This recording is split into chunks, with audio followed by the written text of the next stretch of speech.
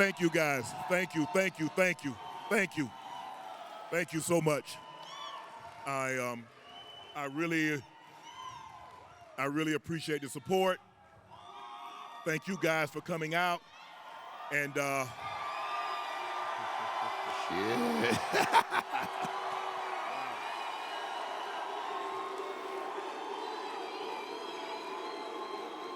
wow. That means an awful lot. I really appreciate that.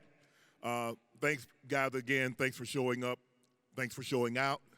And I really appreciate that. And looking forward to spending the next hour with you. And hopefully when you leave here, you'll leave with something that I said that you can take with you and use it for the rest of your life. So that's what I hope I accomplished tonight.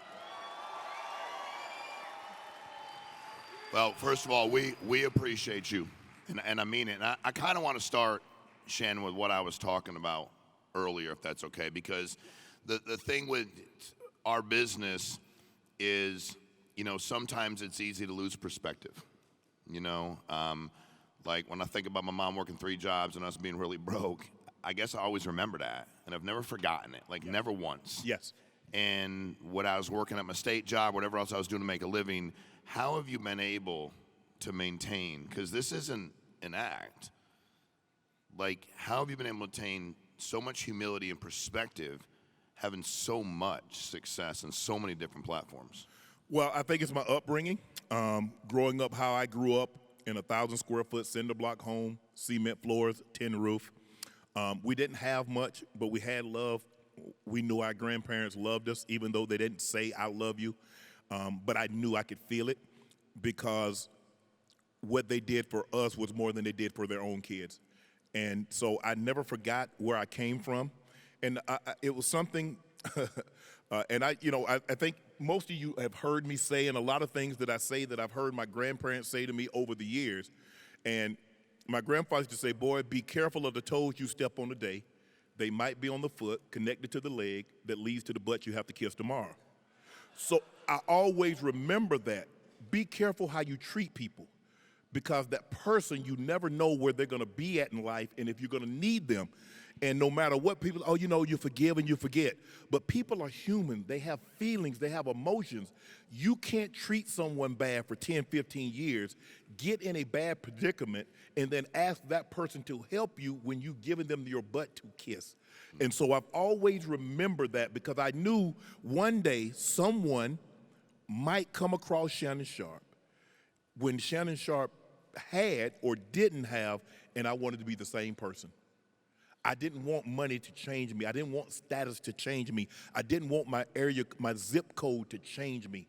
I'm that same little skinny kid from Glenville, Georgia, that grew up in that cinder block home, Route 4, Box 385. I'm that same guy that my grandmother got on a train, came and got me at 3 months old from Chicago. My dad came back and got me. I was 7 months old and took me back to Chicago, and they put me on a train and they came back when I was 2 with my grandmother. So I've been with my grandmother since I was 2. But everything that she said, everything that my grandfather said, I never forgot it. I never forgot it. I can tell you everything. My grandfather died, I was 8 years old. I can tell you verbatim everything he ever uttered in my presence. My grandmother, I can tell you every time she's ever in her life been upset with me. And my grandmother lived until I was 43 years of age. That's how I hung on everything. And my grandfather told my brother, now I'm gonna let you get back to asking some more questions. He says, I don't care what you and your brother become in life, just never have to look me and your granny in the eye and say, I'm sorry. And I've lived my life like that. Wow. Wow. First of all, you can talk as long as you want. You can take as long as you want to answer whatever question you want, but you keep rolling, I'm in. So your journey, for those of you who don't know, you know, I grew up, it's funny because back in the day when I was a kid, I liked the Broncos, because I like the Broncos because my mom raised me. Okay. And I wasn't tight with my dad. And there was a Super Bowl, if I remember. I think Giants, they was in the Super Bowl. That was 86. And he liked the Giants. So I was like, shit, I like the Broncos. I don't know nothing about it. I don't know what's going on. But You going against him out of like, spite. I'm going against you. You want them to win? Screw you. I want the other team. And I was like, where the Broncos from? They said, Denver. I said, okay, I like the Denver Broncos. Okay. So because I did that, because I like watching football, because I love the game, I knew some of your story. Like, I knew where you went to college. Right. I didn't know, obviously back then, you look at going from where you were, where you played ball at, collegially, Division II. Right. Right? Correct. What draft pick you were. Yep. Then you went on to be one of the best tight ends that's ever played a game. Right. I mean, ever. That's not even arguable. Well, you like the Browns, not arguable. Try to cover them. You know what I mean? How was that journey? And was there ever times you're like, dude, I can't continue to progress from here? Like, there was no lid because you kept taking it off. Can you explain that to us? I think a lot of us, man, we like walking on, and we're trying to earn every single day. And there's a lot of times that a lot of people in here have done well, have thought about quitting a lot. Somebody here right now thinking about quitting. Can you walk us through that journey? I tell people all the time, and people look at me like I'm crazy.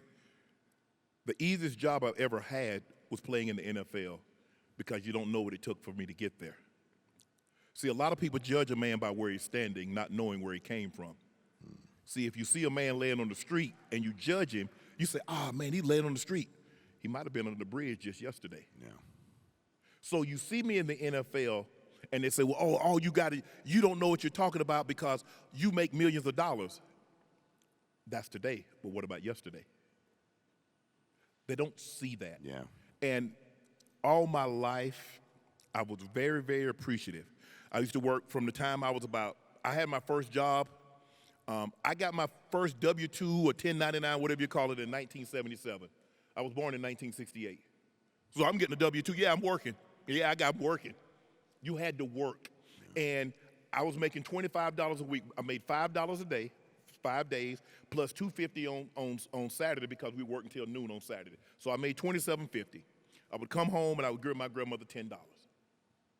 It wasn't much, but it gave me a sense of pride that a 5 to a 7 or 8-year-old was helping pay a bill, was helping with something.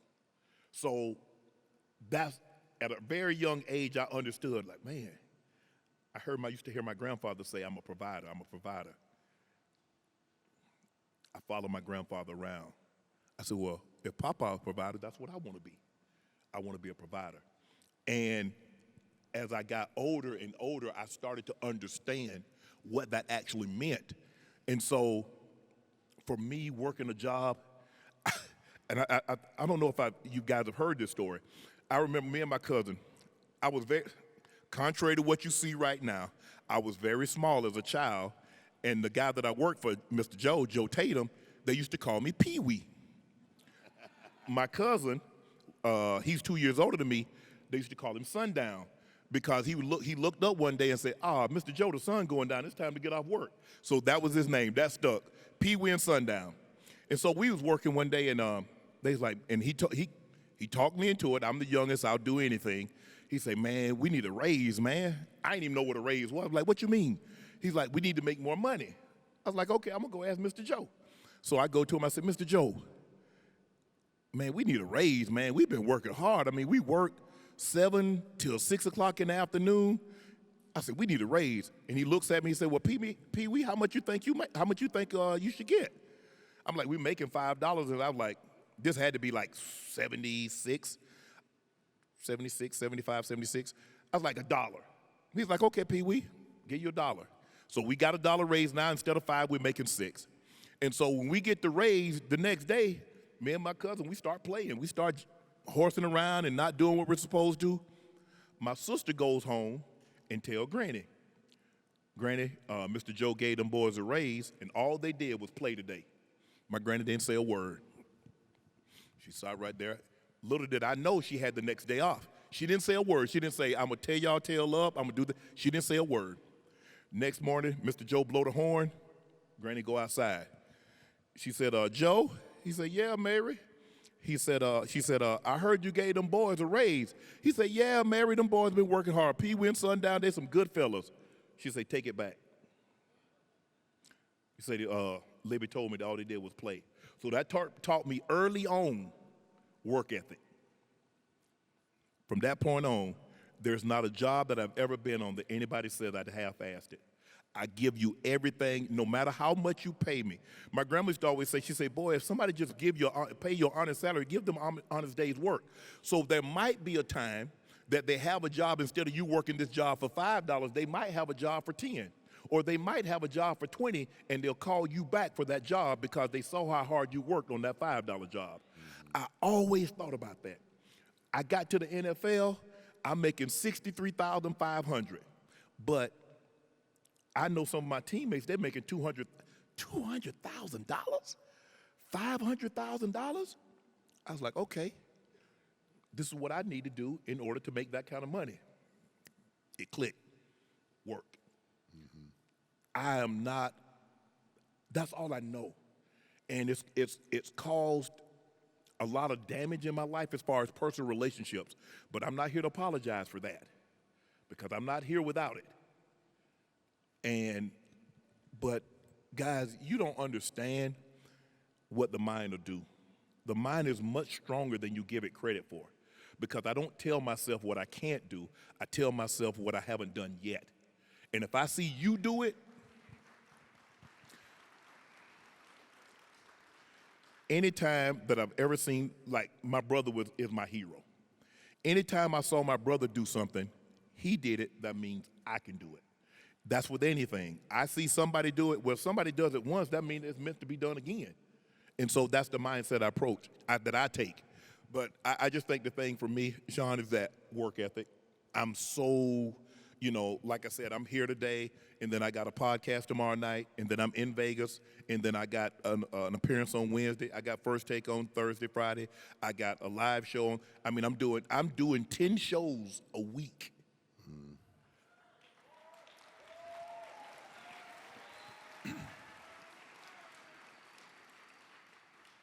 But what did you ask God to give you? Because you can't ask him to put something on your plate and then complain and say he gave you too much. You see, when I left Undisputed, I fall on my knees and I say, God, I know you didn't bring me this far to bring me this far. And I say, I'll accept whatever my fate may be moving forward. I say, you know my heart, you know my intentions, and whatever you see fit, Lord, give it to me. I didn't know Stephen A. was going to reach out and want me to come do First Take with him. I didn't know I was going to be able to start another podcast and it would take off like it did. I didn't know Club Shay Shay was going to go to a higher height than what it has.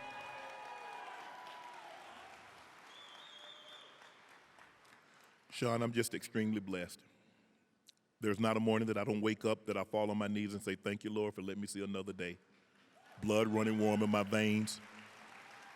I have use of my limbs, and I'm in my right mind. From that moment on, everything else is icing. Because he's allowed me to do those three things, I can accomplish everything else throughout that day. Wow. Thank you, man. That's great. So what I see in 15 years doing this and having these amazing people all over the country is, and I heard you talking about this one time, I work hard to provide. I work hard because I got to work hard. Now I'm understanding a lot more of it here and in person. Mm-hmm. And there'll be times I'll probably work so hard that I'll bring work home. Yes. But I can't bring home to work. Mm-mm. I can't bring home to work. And if I got to bring home to work, then something got to give. And can you explain that? Because I loved it. I mean, it hit. Well, obviously, I'd like to think I'm a fairly decent-looking man. You're a good-looking man. I mean, I'm as straight as you get. But I'm as heterosexual as you get, but you're a good-looking man. And so I would tell, when I was in the league, and even now, I would tell my girlfriends, I can bring work home, but I can never take you to work. The moment I have to go to work and I'm thinking about you, or I'm thinking about something that transpired with you last night, or I'm thinking about something that transpired with you last week, or I'm worried about where you are and what you're doing, I've got to let you go. I've got to let you go. Because when I'm at work, I'm at work. I don't take phone. Obviously, the cell phone came in. I was early in my career. I don't talk because if you know me, what do you think I'm doing at that time of day? I'm working. I mean, you call somebody at 10 o'clock in the morning, hey, what you doing? Who the hell home doing nothing? I'm at work. And so when I'm at work, I'm at work. When I would get a message, Sean, let me check this out. In 1999, my nephew passed. My sister, we're in practice, so we have 2 days. My sister was going to call the Broncos. My grandmother say, no, don't bother that boy. He working. Wait till he get done, then you call him, and then you tell him. That's how her mind was wired. That's how my mind is wired. For you to interrupt work, it needs to be extremely, extremely, extremely important. She said, my grandmother thinking is, there's nothing you can tell that boy that's going to bring my grandson, my great-grand back. So what are you calling him and putting that on his mind when he's at work? Work got my undivided attention. Nothing else mattered. I had a singular focus. I do not multitask well. That is the problem that I'm still single to this day because work is the most important. Club Shay Shay, nightcap, first take. You have to be willing to take a back seat to that if you want to be in Shannon's life. And that's okay if you don't. I don't look at it and say, okay, Shannon, you're a failure if you don't get married. Marriage isn't for everyone. College isn't for everyone. And I'm okay with that. But I just want to be the best that I can be at whatever I choose to do.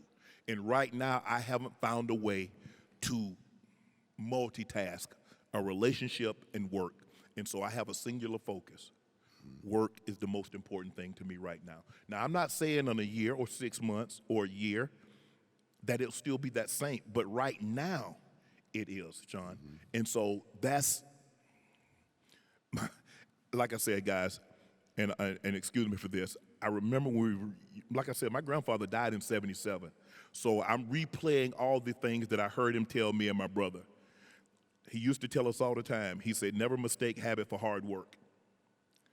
He said, people do things over and over and think they're working hard. That's a habit. You see people go to the gym all the time and their bodies never change because they're not working hard. That's a habit. You conditioned yourself, says at 7:30, 8 o'clock, 9 o'clock, I need to go to the gym. But are you really working hard? Because if you have, it's hard not to get incrementally better at anything that you do if you work hard at it. We see people that can't walk and all of a sudden they're able to walk because each day they worked hard at walking or speaking. I used to have a bad speech impediment, but I got better and I worked at it. So I always understood that, and every time I was like, Shannon, are you working hard?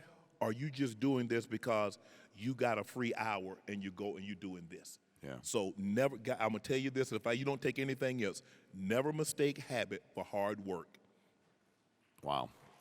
So what we're working hard on here is trying to grow this thing. Like our business is amazing because there's so much demand. Everybody gonna die. Everybody. Hundreds of millions of people. We could have a room with 100,000 people and still have enough leads and people to call. We'd be perfectly fine. Right. Our struggle, to be quite honest with you, is we're probably 7 times larger than anybody that does this in America. Okay, we should be 77 times larger than we are, but we're big. And everybody in here can hire anybody they want all over the world, right? All over the country, anybody. But a lot of the people here struggle with what people are going to think about them, what they're going to say about them, going on social media. When you got done playing football and you started doing this, You know what's going to happen. By the way, I'm glad you left Undisputed. I'm glad that worked out. Bro, I watch TV sometimes. I want to reshoot TV and smoke somebody. Like, I don't even know how you do it, especially when people that don't know what they're talking about. But whatever. That's a different conversation, different day. But it's true. It's like, bro, God, smack the taste out of your mouth. So how do we help? How do you, Shannon, what's your advice? Because literally, if everybody left here today, got done talking, hearing you talk, and got on social media, messaged everybody they knew, said, here's what I do for a living, here's how much I've made. Most people in today's economy are looking for a second job. Right. And everybody has to have life insurance. But we stop because we think, and again, I'm all kinds of screwed up, but I've never given a shit what anybody thinks, ever. So it's hard for me. I'm kind of like, dude, I've never cared at all. That's why you're successful. Yeah. How do we get people to go, you know what? I don't care, man. Right. They're going to hate on me anyway. There's people that hate on you all the time. Absolutely. You do well, man. Absolutely. What's your advice to all of us here to go out with some reckless freaking abandon and just tell everybody about how amazing this damn thing is? If you actually knew how little people actually cared about you, you wouldn't worry about what they thought about you. Yeah.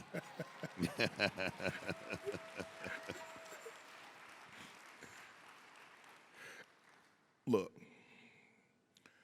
I heard my good friend Deion Sanders said, why do we give negativity a home? He says, why do we allow negativity to sleep in our bed? Why do we fix a meal for negativity? Why do we treat it so nice when we can just close the door and don't let his ass in? Why are you concerned about people that really have no influence or no impact on your life? Why do you care what they think? They don't even know you.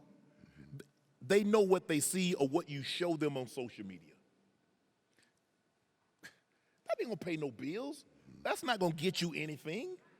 People, look, what you realize is that once people feel, this is why you have to be careful about letting people know what makes you tick. Because if you let people know what makes you tick, they can wind you up and make you tick when they want you to. So be careful. Be careful what you share with someone.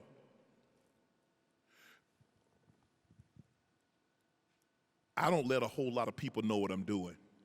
For the simple fact, I don't let a whole lot of people know what I'm doing because I might be educating the enemy. You got to be careful who you share things with. Everybody doesn't have your best interest in mind, your best interest in their heart. So if you understand that, me, not them, controls what I do. And sometimes the social media, it is a blessing and it is a curse. Because what we've allowed social media to do to have so much influence over, he's an influencer.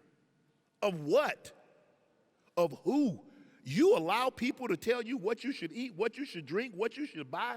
So in other words, you don't know what's best for you. You're going to let somebody else tell you that you've never met before in your life tell you what you should eat, what you should drink. And then you're going to say, well, you know, you're not any good. You're a loser. You're a lowlife. What? What gave you that dominion over me? What have you done that you're so much better than I? Okay, you got a big house. You got mansions. You got Rolls Royces. Okay, those are material things, but you're a bankrupt individual.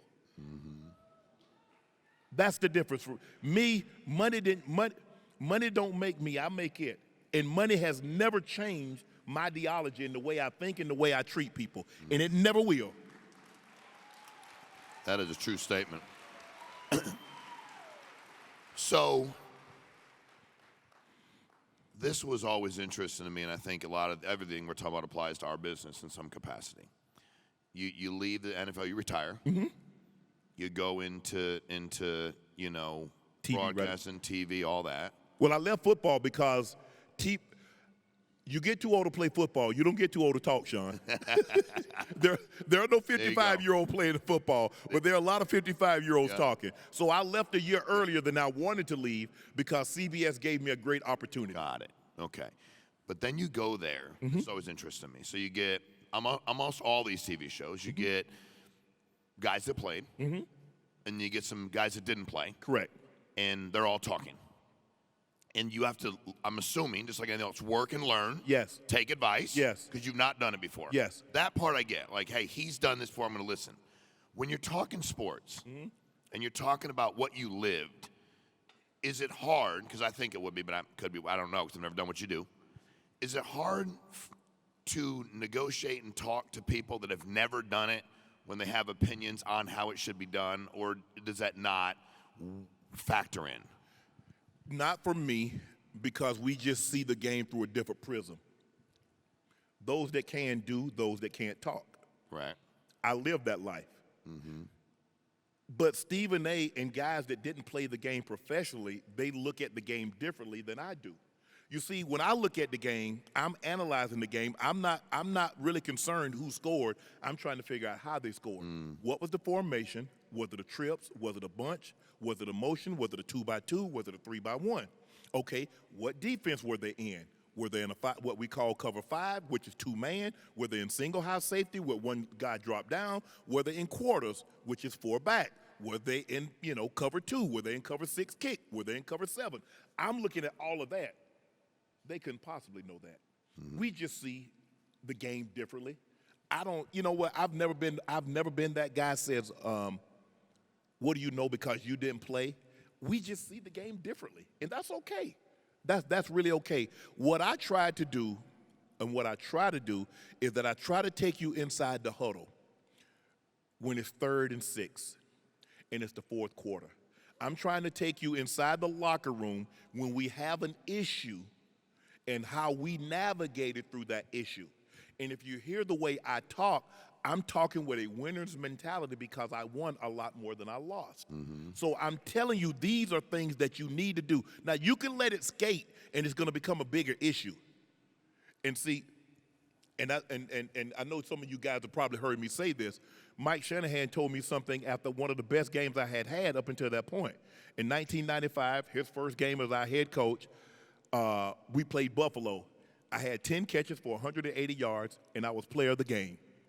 And so I'm feeling good about myself. I said, yeah, man, because, me and Mike had got off to a kind of rough start. I had off-season ankle surgery. I wasn't able to participate in any of the OTAs. I was struggling in training camp because I wasn't fully healed yet. And so he and I was having a tough time of it. But the first game, I have a big game. So in the meeting, he gives me he presents the trophy, offensive player of the game, Shannon Sharpe. I thank him. And so I go back and sit down after the meeting. The athletic trainer, Steve Antonopoulos, we call him Greek. He came up and said, Mike, want to see you. So I was like, okay, it wasn't enough for him to give me the trophy in front of everybody. He want to congratulate me face to face. Okay. So, I go running upstairs. I'm feeling good because, we had a rough off season. I'm feeling good. He said, sit down, 84. So I sit down. I'm like, sit down. I mean, I could have stayed and you could say I did a good job. He said, nah, he said, sit down, 84. He got a big TV on behind him. He slides his chair out of the way, and he cuts the TV on. I miss a block. I didn't get out of my break. I'm loafing. He cuts the TV off. He says, I'll never accept anything in a win that I wouldn't in a loss. Had we lost this game, that effort would have been unacceptable. It's unacceptable in a win. So when I watch guys play, and that's what I tell, and I'm sure some of you have heard me, I told them, I said, you don't accept anything in a win you wouldn't in a loss. But when you're winning, a lot of times people let things skate because you are winning. It's like that check engine light. Now, you see the check engine light on, and what do? You keep driving until it puts you down beside the road, and you're like, damn, what happened? It's just been warning you like you need your check engine light or whatever, your accessory light. Something was giving you a warning, but you didn't adhere to it. That's what you have to do. And so when guys that didn't play the game, and even if it's a guy that, I do think sometimes, because a lot of times guys be thinking, and I was like, guys, you realize that it's not as easy as what you're saying. I mean, it's easy to say, oh, he should have did this, this, and this, but you do realize that guy on the other side gets paid too. You know, we're not the only one. I mean, I used to tell Mike that all the time. I said, Mike, you know they paid that guy too? You know, you're not the only one. The Broncos are not the only one that's cutting checks. But it doesn't bother me, guys that didn't play the game when they have an opinion, because that's what it is. I mean, sometimes I think people give value more to my opinion or guys that play the game. And if you played the game at a high level, I do think people put a little more stock and credibility into that. But if you didn't play the game and you have an opinion, especially like guys that cover the game. Stephen A. has covered the game for almost 30 years.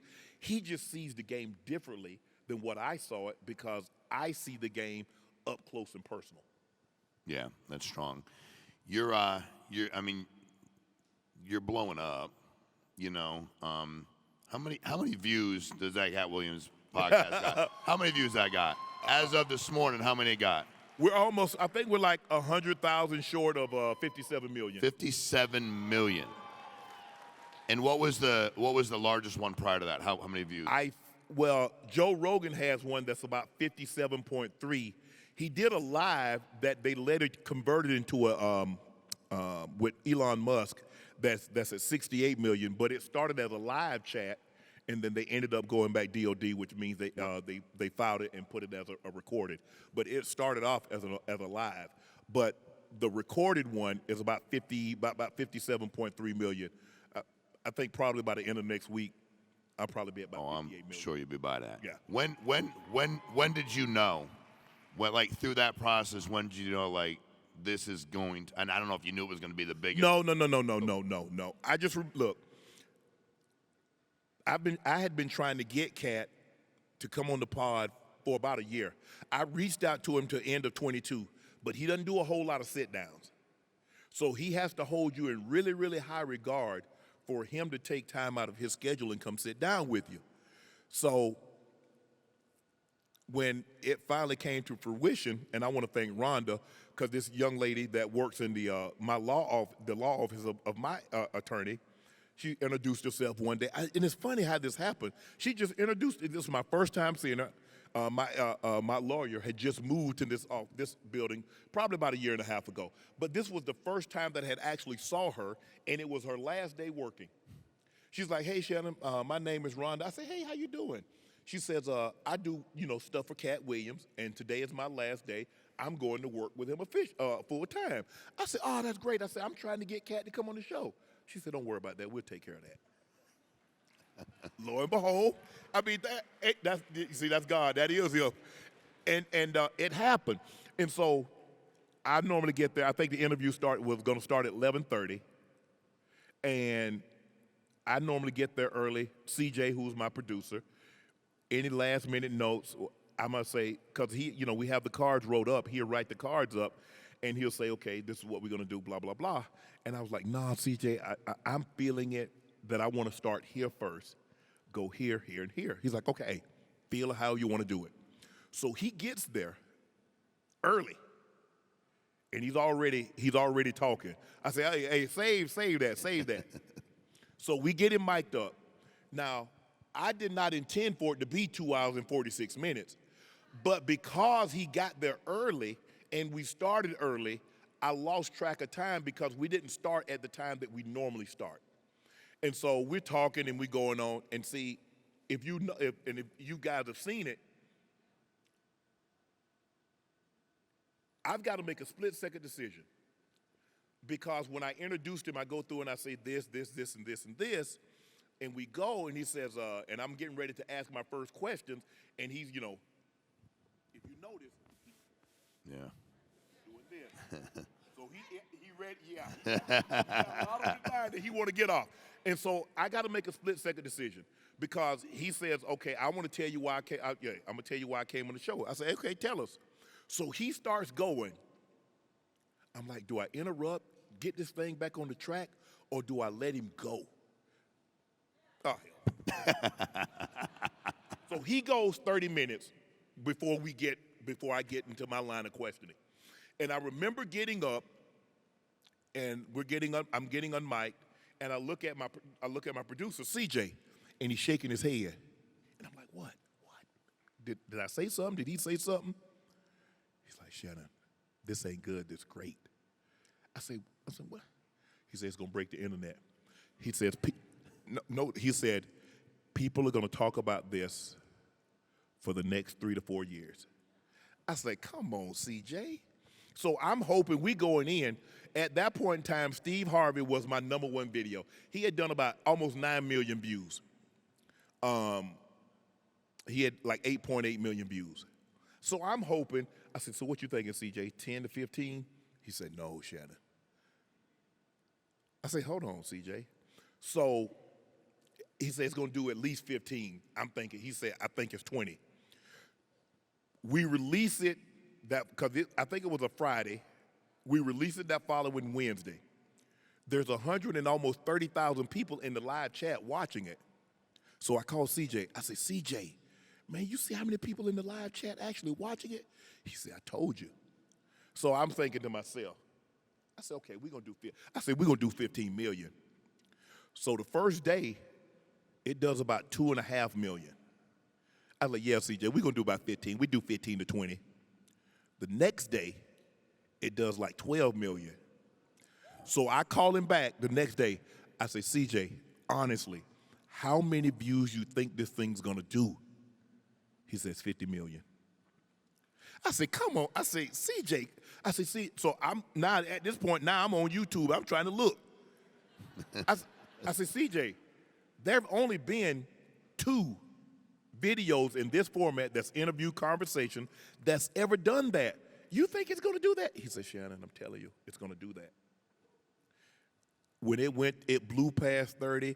We did 40 in a week. We're at 50. We're at a month, and we're at 50. Almost, like I said, almost 57 million.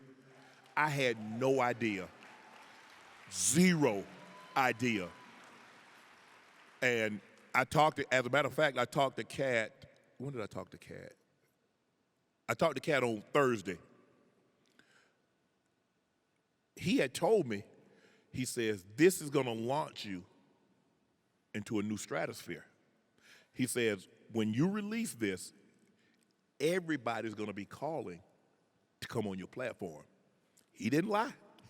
A lot of people have been reaching out, trying to come on the platform. But in our conversation, he said, I told you.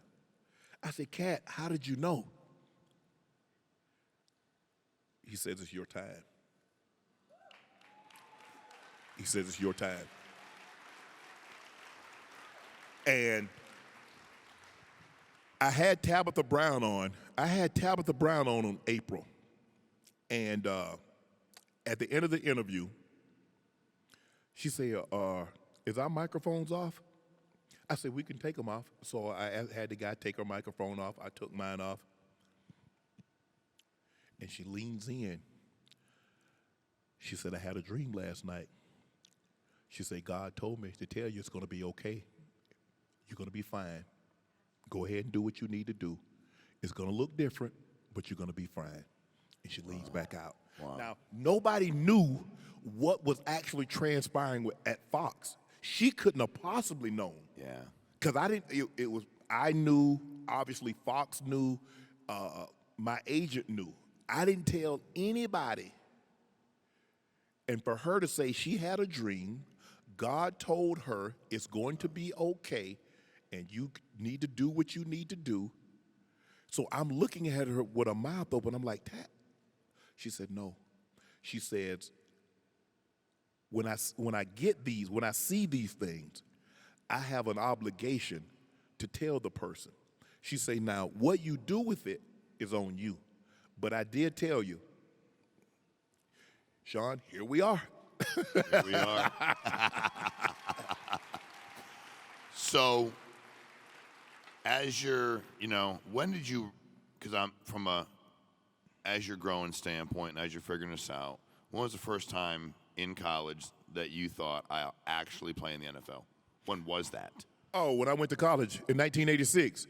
My very first day of practice, we have a class called 86, and it's all the guys that came in 1986 because we were Coach Davis's, rest his soul. We was his first recruiting class.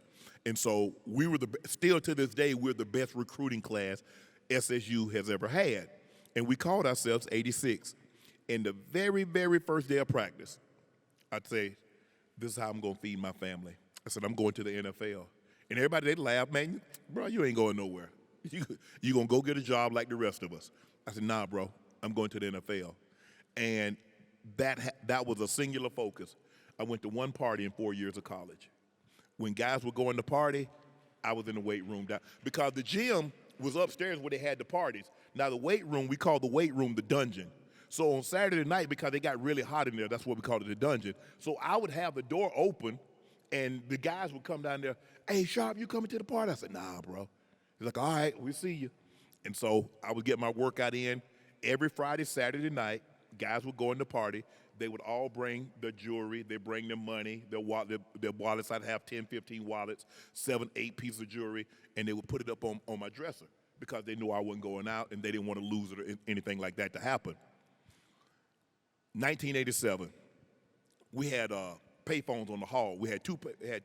At that time, we only had one payphone on the hall. And I lived on the long hall. There's a long hall and what we call a short hall. I lived on the long hall at that time. So I had to walk down the hallway, and right around the corner, there was a payphone. And it was all quiet. And I was like, you know what? I'm going to call my grandmother.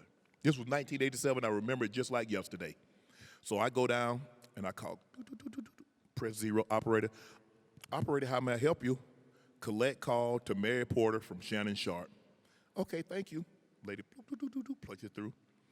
My grandmother picked up the phone. Hello, I have a collect call from Mary Porter from Shannon Sharpe. Will you accept?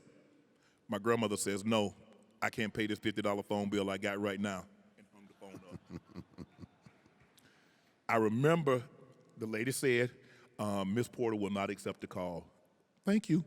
She hung the phone up. I walked back down the hallway and tears start to well up in my eyes, but my roommate is in the room also, so I don't want him to see me cry. I go back to my room, I lay in my bed, and I put my hands behind my bed, and I'm just laying up at the ceiling. And he asked, so, how your grandma doing? I said, she's doing good. She told me to tell you hello. Sean, it broke my heart. It broke my heart. I slept in the bed with my grandmother until I was 15 years old. She called every time she addressed me. There have been only a hand. She might have only called me by my name 5 times in my life. She always called me, old people, if you're from the South, you'll understand. She called you boy, she called you son, or she called, that's my baby. I slept with my grandmother till I was 15 years old. I was a sophomore in high school when I finally slept in the other bed, but it was still in the same room with my grandmother. So I know for her to say no, after she had gotten on a train and came and got me when I was 3 months old, after I had slept in the bed with her until I was 15 years old, to tell me no, it was like I couldn't see anything else. It was like I see that exit sign right back there, that was the NFL. Now, I don't see you people. All I see is the NFL. Nothing else mattered. Nothing mattered. Laser focused. Every game was that. I'm punishing somebody. Somebody's going to know. Because at that point in time, there were not a whole lot of division. I mean, it was better then than what it is now because most of the guys, because you have the same qualifications you have to get into a Savannah State as you do Michigan or Georgia or any other school. But it was a singular focus. And I tell people this all the time, Sean. I say, my grandmother sent me to Savannah State to get an education, graduate, and go play in the NFL. Now, there was no particular order, but they were going to happen. I went to Savannah. I was like, man, I'm not finna bull jive around. I'm here. I might as well get a degree. What would I look like being down there for 4 years, bull jiving around, go play in the NFL, and I'm no closer to graduating than when I rolled in Savannah State in 1986. So focused, I got my homework, did what I needed to do, but there was nothing that all I thought about, man, that leaky house. Because my grandmother always told me, said the only thing that she ever wanted was a house that didn't leak. Because for 66 years, she had never gone to bed, have it rain, and not be wet the next morning. I remember that so vividly. I remember not going to bed and not being wet when it rained. And that didn't happen to me until 1988, and when my brother went to the NFL, and we got out of that cinder block home. So I can just imagine what she had to endure, raising 9 kids, taking my mom's 3, raising them as if they're her own. The only thing, when me and my brother, and we're close, guys, my brother and my sister, we have a different type of relationship. My sister is 8 years older than I, but she's more like my mother. My brother's 3 years older than I, but he's more like my father, because it was their responsibility. See, if I did something wrong, my grandfather wouldn't spank me, he would spank my brother, because he says he's old enough to know, and it's his job to teach him. My sister, the same thing. They wouldn't yell at me, they would yell at them. It's your responsibility, because you're around him the most, to make sure he does the right thing. And that's how my grandfather was a yeller. And I remember one day he yelled at me. My grandmother really never interrupted him or never said anything when he would yell at us or chastise us or anything like that. But I remember one day so vividly. And my grandfather yelled at me. And my grandmother said, "Barney, don't yell at him. He's just a little fella." And my grandfather looked at her. And he said, "Mary, you have to understand that we live on a farm. And that boy's going to be around equipment, and he's going to be around these animals." He says, "If I have to tell him a second time, he's probably going to be dead, or them animals are going to hurt him. So I got to make sure he understands the first time." That's why I listen to okay, what's my task? What do you want me to do? I listen keenly, because I don't ever want them to have to tell me again. I never forgot that. When my grandfather told me that, he said, "I'm telling you this because I might not get a second chance to tell you." And so I approach everything that I do. I go on the job. I went on CBS. "Tell me what you need me to do." Got it. Go on Undisputed. "Tell me what you need me to do." Go to First Take, ESPN. "Tell me what you need to do." Once you tell me what I need to do, I'm gonna listen intently, and I'm gonna get it right. And so Sean, that's how I am. I don't believe in making mistakes, and I understand mistakes are a part of it. But someone tells me, Shannon, this is what I need you to do. When you came out here, I say, "Sean, what do you need from me?" "Well, I need you to be at the airport at X." Gotcha. I need you to be downstairs at 4:20. Gotcha. I'm downstairs at 4:18. "What you need me to do?" "Okay, how you want to do this?" "I want to sit around. I want you to share stories with us." Gotcha. That's how I am. Love it. Thank you very much. So now you go from singular focus football. You're a businessman. Mm-hmm. I mean, you are a businessman. You have multiple businesses, multiple venues, media. What has been the biggest business lesson that you've learned? You're like, "Man, I learned this," and either it hurt, it felt great, it helped me succeed. But for all the folks out here that are running their own business, because every one of them is, what's been the biggest lesson you've learned about your business? It's really simple. It's really, really simple. You think it's your education. You think because you went to Harvard or you went to Yale or wherever you went to school at, you think business is about relationships. Everything that I've been doing since I left Undisputed happened because I had a previous relationship with someone. The guy that helped me develop Nightcap was the guy that hired me at Undisputed. The guy that helped me get sponsors and advertisers was someone that I met 5 years ago, or it's someone that I had a previous relationship with. Remember what I told you? Be careful how you treat people, because you never know who you're going to. All the education that I got, I have my degree, and I know X, Y, and Z. I can tell stories. I can articulate my point.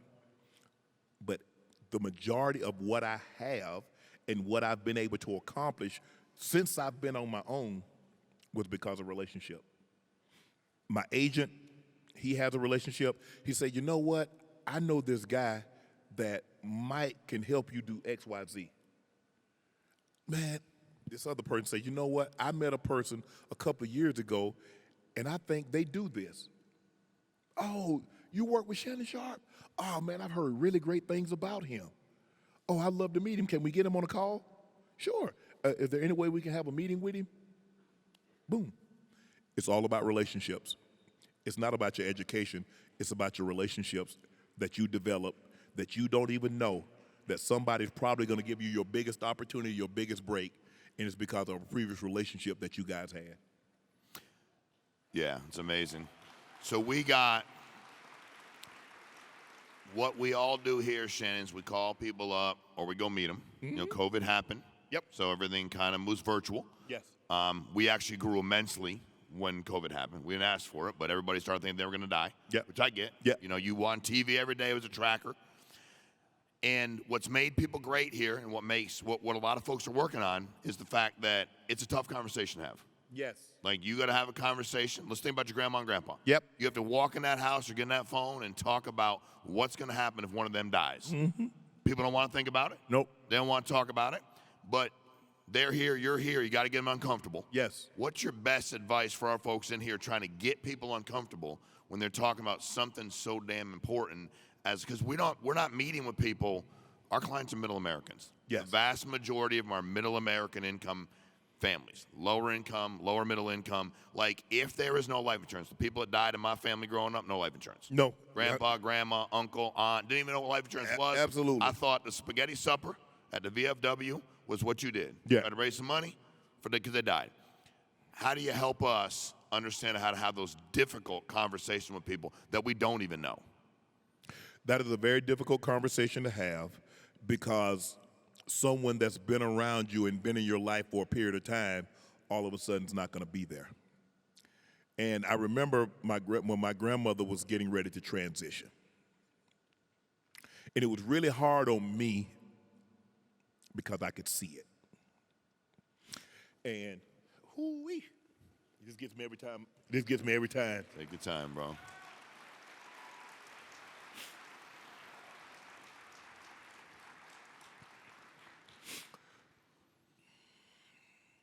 I had been eligible the previous 2 years, 2009, 2010, to go into the Pro Football Hall of Fame, and it didn't happen. The first year, my grandmother ended up having a leg amputated because she had poor circulation. She ended up having gangrene, and my sister caught it, and they ended up having to remove her leg just above the knee. And in the process of that, she has a heart attack. And now, mind you, it's me, my brother, and my sister. We're there. And the doctor comes in and explains it to us, what's going on, and she's going to be okay, but, you know, she's going to be here for a couple of weeks. And I remember going into the room, and she looks around, she looks at me, she looks at my brother, my sister. She said, "Ooh, I'm so happy to see you guys." I said, "Yeah, Granny." We didn't tell her, you know, obviously she knew she was going to have a leg amputated, but she didn't know anything else, and we never told her that. And so, fast forward 2 years later, I go into the Pro Football Hall of Fame. I remember calling her, and she was, this was in February. This was in February. And I say, "Granny, I did it." She said, "You did what, baby?"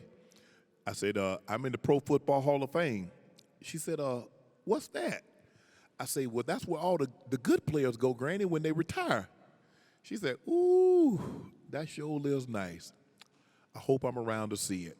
Now, this is February. I said, "You will be, Granny, you will be." We go June. This is June. The guy from Mike Kliss, he's writing a piece on me for the Denver paper. So we had already been to the nursing home at this point. My grandmother in the nursing home for the past 2 years. So I'm showing Mike around. I take him to my high school. I take him to where I grew up. I take him to meet a couple of other people. When I get back to the room, my grandmother's crying uncontrollably. Nobody's in there. My sister, and as a matter of fact, my mom's down there at that time. My sister and my mom was at home, and my grandmother's crying uncontrollably. So I get ready to go in the room and turn the corner, and I do like this. I tell Mike, "Stop, let me go ahead and take care of this." So I sit on the bed, and I put in my arms. I said, "What's wrong, Granny?" And she's just crying. She's just crying. She can't stop crying.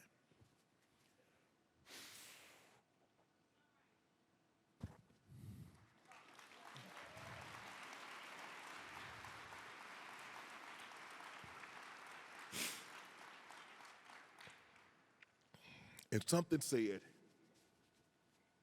just say this. Something just told me, just say this. I said, Granny, I got it. I said, you don't have to worry about Libby. You don't have to worry about Mama. You don't have to worry about Spanky. The job that you and Papa did, I got it. Go home and rest easy.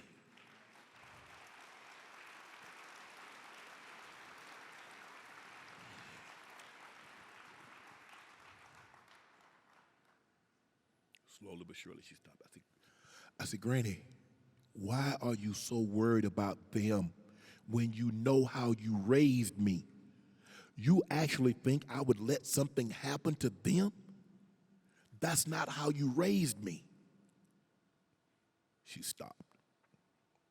No more crying.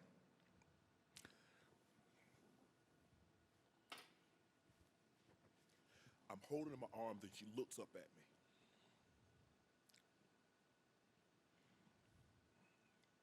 And she nods. She doesn't say anything, she just nods.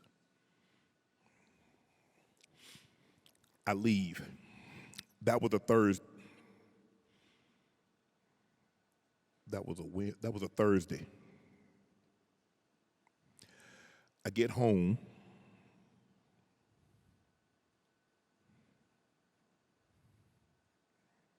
My sister called me. Granny gone. She had sent my sister home. She had sent my mom home. She was good now. She was ready to transition. It gave her such peace, but she couldn't go until she knew her baby had it under control. Mm-hmm. So now,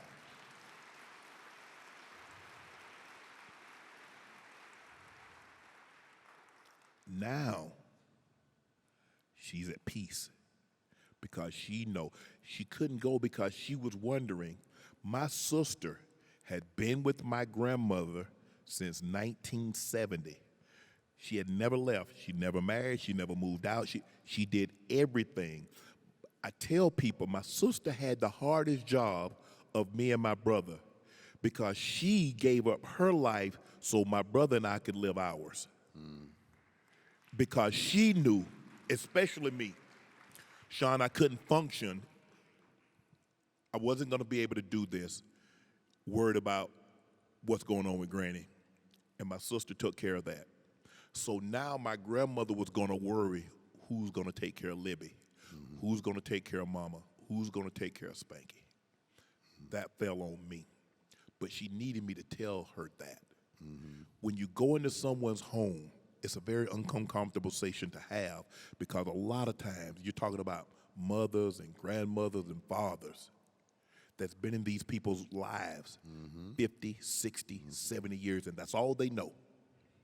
That's all they know. And a lot of times, and I remember asking my friend, do you want that person to stay alive for you or for them? Because they're suffering. Yeah. They're suffering. Why would you want someone to suffer just so you can have another day, another hour, another week? You wouldn't want that. No.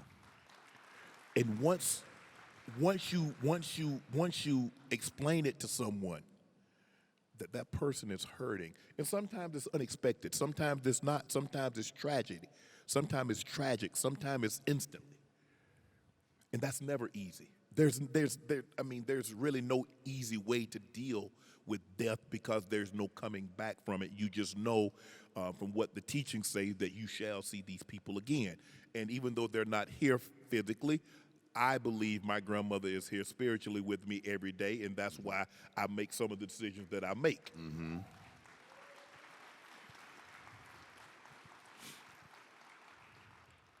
But what I would do, I would go into someone's home, and I said, nobody plans to fail. A lot of times we fail to plan. This is an opportunity. I know it's uncomfortable, But this is the opportunity to have a plan in place when that loved one transitions that sets your mind at ease. How are we going to pay for this? And that's what, Sean, my grandmother paid on an insurance policy.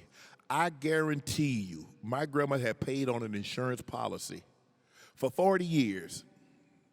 For 40 years. Do you know how many times we were denied something to eat so she could pay? Just in case she passed, she wanted to be able to put herself away and not burden us. Sean, do you know when we went to cash that policy in, that policy was worth about $38. Mm-hmm. Now, my grandmother had been paying $10, $15 a month for 40 years. Mm-hmm. And it wasn't worth anything. Mm-hmm. And because she had already told, she knew she had started, she was not feeling well, she was not herself. And I remember my sister say, well, Granny she called all her kids in. It was just her kids and my sister. She said, now when I leave, I want y'all to stand down. I want Libby to handle everything. She told my sister she wanted glasses on. She wanted to be buried in a hat. She told her what she wanted to have. I bought my grandmother a watch.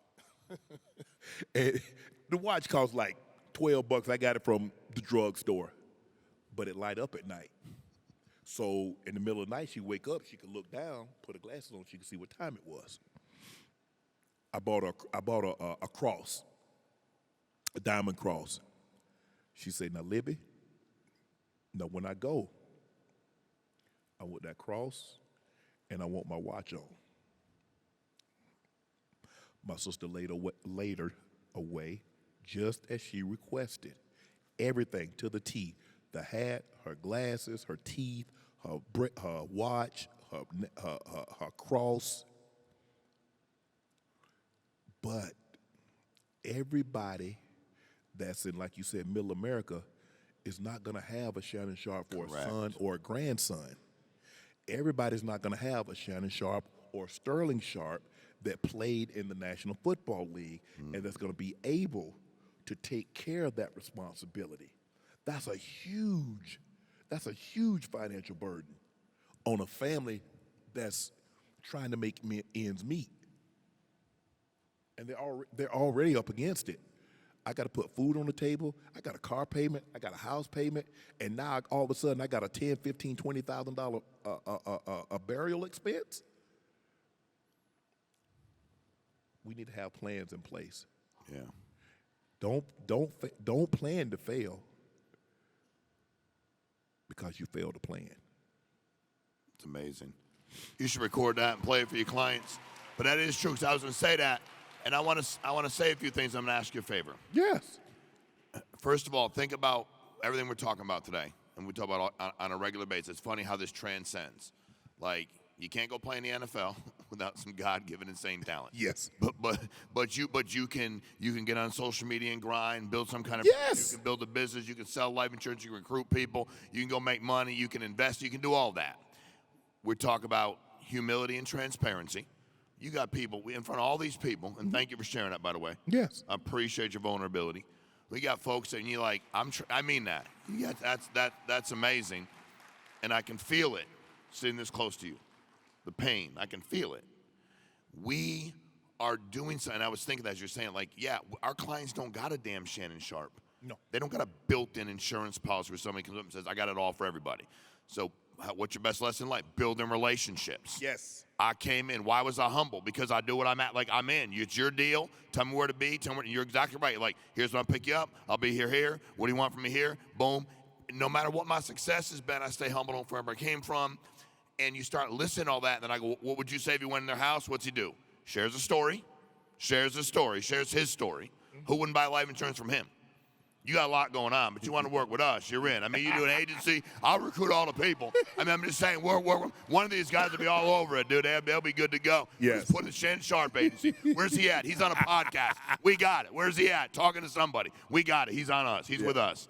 But all these lessons and all these things we're talking about, here's what I didn't hear one time. Any complaining, any bitching about anything.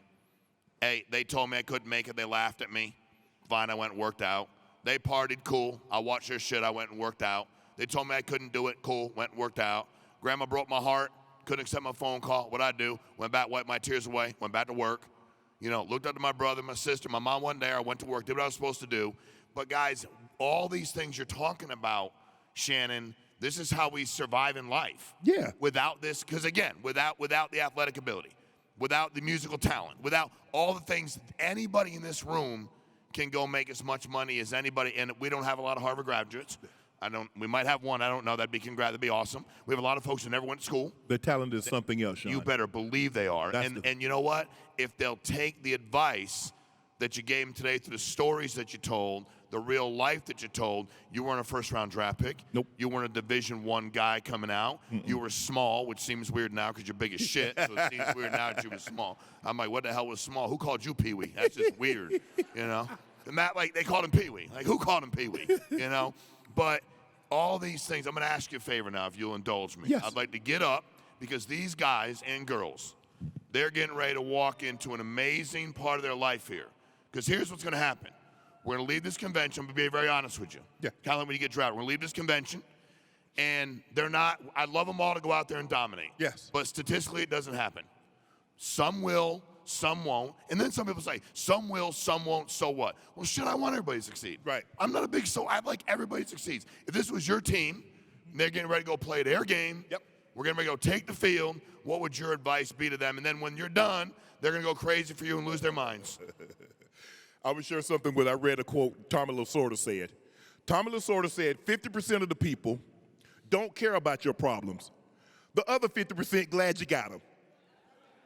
So in other words, nobody cares about you but you. Nobody can make you successful but you. If you don't believe in you, why should I? If you're not going to invest in you, why should I? You are with you every single day. You know you better than anybody else, but you want someone to invest in you that hasn't spent one moment with you? If you're not willing to do that? Of course you wouldn't. You believe in you. Take the advice, the hard work, the discipline, and the dedication, and go be successful. You don't need to be an NFL player. You don't need to be an entertainer. You can be successful in your own right if you believe you can. I believe I was going to go be an NFL player, and I set that course of action. Now, do you believe that you can go be the best salesman that you possibly can be? It's not about, that's all it's about. It's you versus you.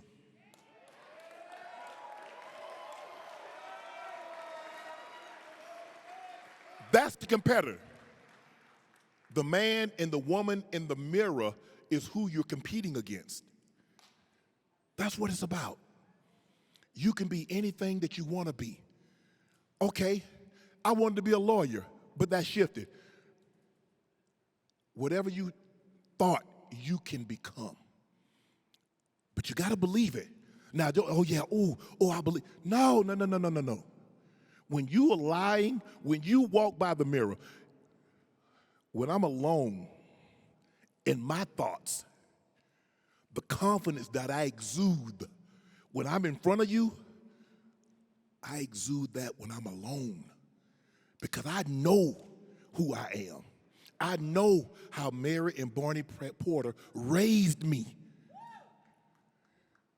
It's not an accident that two boys from Glenville, Georgia, with a population of 3,500, ascended to the highest heights in their professional sports. Two, the same family.